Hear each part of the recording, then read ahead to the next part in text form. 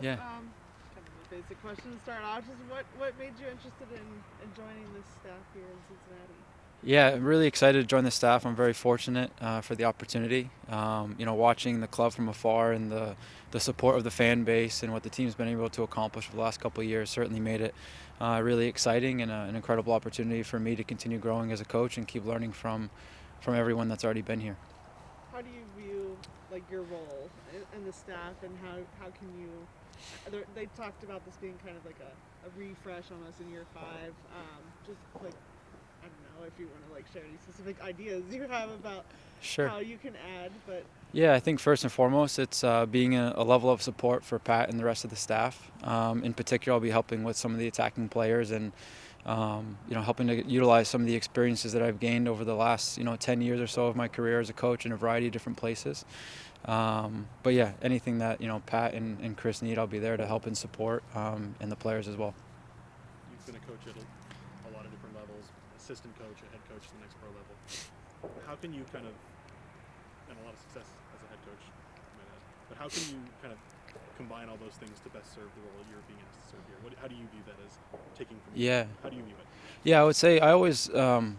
Prior to becoming a head coach with Austin, I always wanted the opportunity to have that responsibility, and I always felt the difference was making some opinions and suggestions versus taking the final decision as the head coach. So that gives me a different level of, I suppose, empathy of what the role involves. Now, keep in mind, the next pro level is certainly a much different level being a head coach in MLS, but it gives me the perspective to make the final decision and perhaps offer some different perspectives that I've learned over the years, but also when a decision gets made, it's being totally on the same page and in full support, and then always trying to ask questions of how we can improve moving forward. We spoke with Chris Albright yesterday, and he talked about kind of the interview process and being really impressed by some of the things you had to say and that you've been able to kind of implement it here. What are some of the things that you guys kind of, without getting, I guess, making you feel comfortable, what are some of the things you guys kind of talked about during that process, and what are some of the things that you think are kind of the key to what makes you a fit here? Yeah, I think first of all, the process was there's a lot of detail to it, but it firstly started off just talking about the team and the players and the different relationships that exist on the field. I view the game as a collective.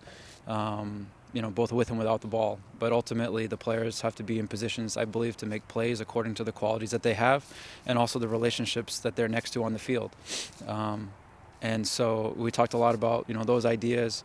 Again, when you're going through that process, it's you don't have the whole context. I'm doing it from watching games and having some conversations and things like that, and I can just offer some ideas that I'm seeing and feeling through watching a variety of different games as well. But yeah, it's helping things evolve according to how Chris and Pat want things to evolve and challenge and give ideas, and I'm really excited for the opportunity. Yeah. Chris talked about one of the things they wanted to do is kind of look at XG a little bit more, and he talked Sure. about you being really analytical. Yeah. What does that like mean to you? Yeah. I don't know, like for the fan, like Sure. we know what XG is, but how do you kind of? Yeah. I don't know if there's a way you Yeah. can kind of explain how you implement that more into Totally. the system. Well, I think first and foremost, myself as a coach in my path, I've lived a variety of different roles over the last 10 years. So when I became a head coach with Austin FC2, it gave me a different perspective because I lived the different roles inside of a coaching staff, whether it be a video analyst, fitness coach, an academy coach, assistant coach, head coach. So it gave me different perspectives of the same idea, let's say.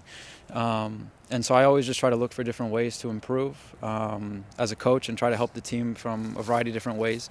But in terms of XG, it's just, how can we be a bit more effective in the final third and how can we generate more scoring opportunities? Taking into account that it's not just what's happening on the final action, but it's how we arrive there to bring the ball into good spots with good conditions where the team can be closely connected and try to finish the action together. And if we lose the ball, we can be ready to counterpress quickly. And these are all the ideas that Pat and Chris have on the team level.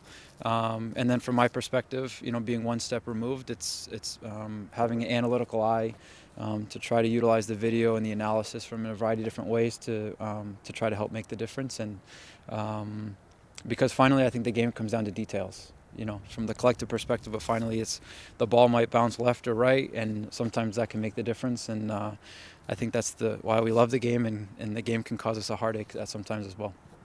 What do you think about just the forward, well, the attacking pieces that you'll have to work with Evander being an MVP Yeah. finalist, Kevin Denke, had a strong first season here. Yeah.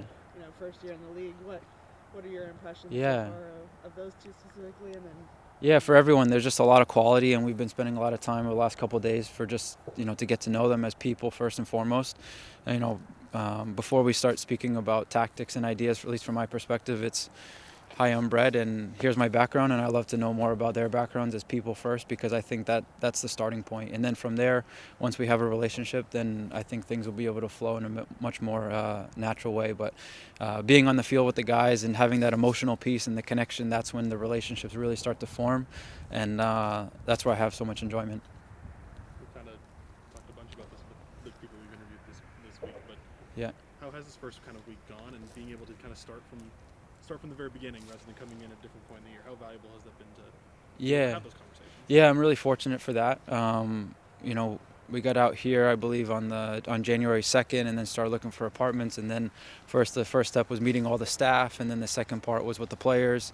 So yeah, it's been a step-by-step process. And then for sure, when we get down to Clearwater as well, another opportunity just to grow relationships with all the players and the staff and get to know them. And that's really the first step of the journey for the season. A little bit different in Austin right now. Yeah. This time of year. How's I guess just Yeah. that, I don't know, like just what do you think of Cincinnati so far? I guess? Yeah, totally. I grew up in the Northeast in Rhode Island. So this is in 10 years. This is the closest I've been able to be to my family, which I'm certainly really excited about. So I'm used to the cold. I grew up in the cold, but for the last 8 or so years, I've been further south, let's say.